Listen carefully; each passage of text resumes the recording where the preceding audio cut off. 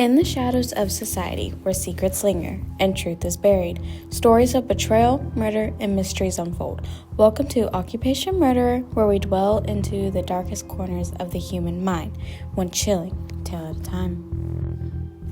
Henry Lee Lucas and Ottis Toole were both men that had twisted minds, murdering anyone crossing their paths.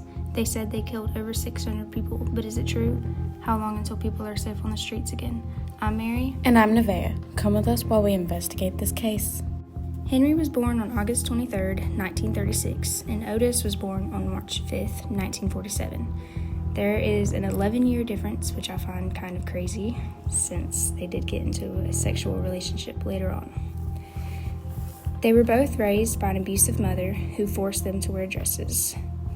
He forced sexual trauma before turning 10, and his mother was a prostitute, and he forced Henry as a young child to sit in the room and watch while she serviced her customers.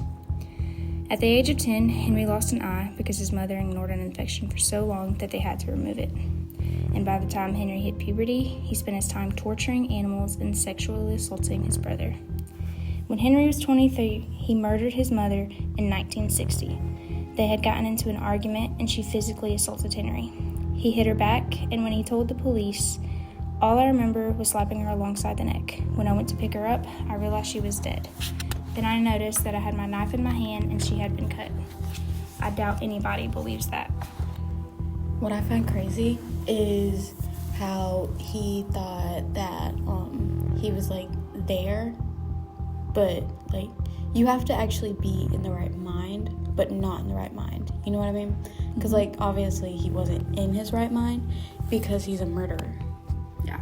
But what I find crazy is that he didn't think he had his knife in his hand. Yeah. So his paths did get really into how he grew up, though. Yeah, and I guess it's not an excuse for the way people grow up, but I kind of understand where he's coming from, but then again, I don't support it. You know? I don't support it, but I definitely understand. But I still find you can definitely understand, but you still question why they do what they do. Yeah.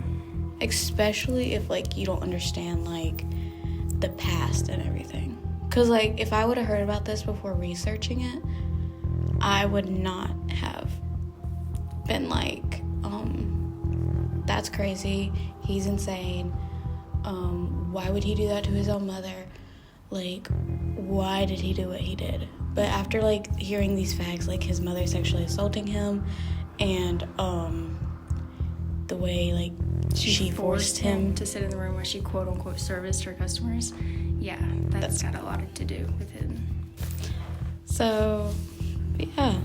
Anyways, now we're gonna get into Ottis Toole, and then we're probably just gonna sit and talk about how their relationship grew together, but then everything just vanished, kind of, you know? Yeah. So with Toole's childhood, it could almost be considered worse. Everyone that he thought he could trust ended up sexually assaulting him. He even grew up, and his older sister, she sexually assaulted him as well. And his father prostituted him to a neighbor at the age of 5, which I don't understand, because why would you do that to your son? Yeah, I could never do that to my own child. And he's 5 years old. Make that make sense. And he grew up having to keep doing it as he got older. Which is crazy. But his grandmother was no better. When I think of a grandmother, I think of a sanctuary, you know? Mm-hmm. But I think of a sanctuary. When I see a grandmother, or just even any grandmother at this point, any old little lady, I'd be oh my God, she's probably so sweet. She's probably got some grandma candy in her purse. Mm-hmm. She's probably going to take care of you, make you food, feed you, you know? But no, that was not the case with this one. This grandmother, she was a Satanist who used to rob graves. She used Ottis Toole to rob graves for her body parts, for her quote-unquote satanic rituals. What the heck is wrong with that? Like, girl, get it together. He was forced to perform sexual acts for his father's male friends. Again, his father prostituting him out, which is absolutely insane. When Toole reached 9th grade, he dropped out of school and began meeting men at local gay bars. I probably understand, like, why he did that part, because of, like, all the male friends that he was prostituted to. Yeah. So, Toole's first victim was a traveling salesman who tried to pick him up for sex. And apparently Toole was 14 when he murdered that salesman by running him over with his own car. When I was 14, I didn't even think about even driving, because I wanted to stay in the passenger seat. But now I am driving, but whatever. But running a man over with his own car, I personally believe that he deserved it. Honestly, though, but, like, can't support the murderer, but can't support the salesman. If somebody tried to do that to me, I would do the same thing he did. You can't admit to that. Anyways. And by the time Lucas and Toole met, Lucas had already served 10 years in prison for the murder of his mother, and Toole was already suspected of murdering 4 people and was a serial arsonist. I'm not gonna lie. I think arson is cool when it's, like, contained, you know? But, like, this is, like, a foreshadow event, but, like, burning people alive and that's crazy. And, like, burning buildings is even crazier. Like, I don't think I could. Like, I like fire and all, but, like, no, I could not. They met in 1976 at the soup kitchen and hit it off from day one. Which, like, I'm happy that they found quote-unquote love, but that's not love. Definitely not. By the end of the day, Lucas went to Toole's home and shared a bed with him. I find that absolutely crazy. Because, like, you just met. Granted, like, I know, like, in, like, movies and everything, how, like, you could meet someone at a bar and then just go home, have a one-night stand, and then be done with it. I want to know how they was okay with it. Like, did they just, like, right off the bat tell them about what they did, what they'd gone through as a child, even though they just met? Like, I want to know if they told each other or not. I don't know, because, like, that'd be, like, kind of crazy. Like, if I had just met somebody and, like, say I was a murderer and say I just met you, would I, if you were a murderer and I was a murderer, aka like this, and we just met in a soup kitchen, would you tell me that you murdered somebody? Absolutely not. I would not. Why? Because that's a secret. I'm not just gonna, that's like basically turning myself in. So, say we were friends for, like, 5 years after we met. Would you tell me then? Probably. Okay, if I was said murderer, would you believe me if I would have told you that I burned someone alive the day we met? I don't know. I mean, it really depends on, like, how I see you as a person. Like, most of the time, whenever you meet someone, you can tell who they are just by looking at them. Yeah. But so, after, like, they went to bed together, they joined forces on a murdering spree across the country. They traveled over 26 states in the 70s, killing and raping anyone that crossed their paths. They mostly targeted hitchhikers, prostitutes, and migrant workers, picking them up to lure them to a quiet area and kill them. And Lucas claimed that they never felt the slightest amount of guilt.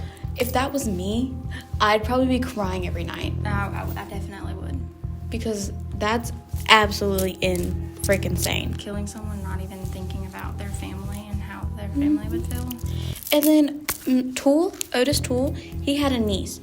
Her name was Becky Powell, and Lucas became interested in her. And from what I know, she was like, what, a teenager while he was, like, a grown adult. They were still somewhere in their young, maybe early 20s, something like that. Well, the age difference still isn't that great because she's still technically a quote-unquote child. Mm-hmm. Even though, like, back then, like, that doesn't really matter because back then was crazy. Yeah, I mean, there was already an 11-year difference between those two. But so Lucas ran off with Toole's niece and abandoned him, basically. And allegedly, Toole killed 9 people just to blow off steam. Like, I get blowing off steam because your I would definitely quote-unquote boyfriend, I guess that's what you say they were, yeah, left you for your younger niece. But, like, I wouldn't go and kill 9 people just for that. Yeah, I would be mad, but killing Like, people is maybe, over the top. like, maybe, crashing your car, breaking into your house, doing something like that. Yeah. But I don't think I could kill somebody. They were already murderers at this point, though. So, I mean, yeah. But Lucas ended up luring Powell into an isolated field and murdered her and scattered her body in the field. So, my question is, how are you going to, quote-unquote, lure if you basically abandoned your boyfriend to be with her and run away with her just to kill her? Like, I don't know. that's absolutely insane. But soon after this latest killing, Lucas was arrested in Texas. Texas. That is really far away from here, honestly. Texas is a big state. Yes. But, you know, I wonder how they actually traveled. Do you think they walked public transportation, or do you think they had a car? Well, this was still in the early 70s. So they probably didn't have an actual car. Unless they stole that. Maybe There wasn't much information released on these two. Yeah. Maybe they rode horseback, honestly. I have no idea. Toole was arrested later on in 1984 for burning a man alive. And there was my foreshadow event. He burned a man alive. And from what I've read, it was like a 60-something-year-old man. Which is absolutely crazy. Like, yes, that man has lived his life. Yeah. But, like, let him live until he dies peacefully. Like, let him live until he dies in his bed at home. That's how I want to die. Like, if I was to die right now, wait until I get home. Please. Yeah. Why would you just go after an innocent old man? Like, honestly. Behind bars, Lucas and Toole began confessing to dozens of murders, and Lucas confessed to over 600, but law enforcement did not believe them, and they said Lucas actually later on confessed that confessing to murders and telling stories actually gave him special treatment while he was waiting on death row. He would get fast food, and he'd get to go outside even more before he was later on killed. No one's sure how much of the story is true, but the police cleared 213 unsolved cases based on their confessions. Well, that wraps up today's episodes. Thank you for joining us on today's episode. We hope the chilling tale you've heard leaves you questioning everything you thought you knew. If you enjoyed this episode, don't forget to subscribe, rate, and review the podcast. Until next time, stay safe.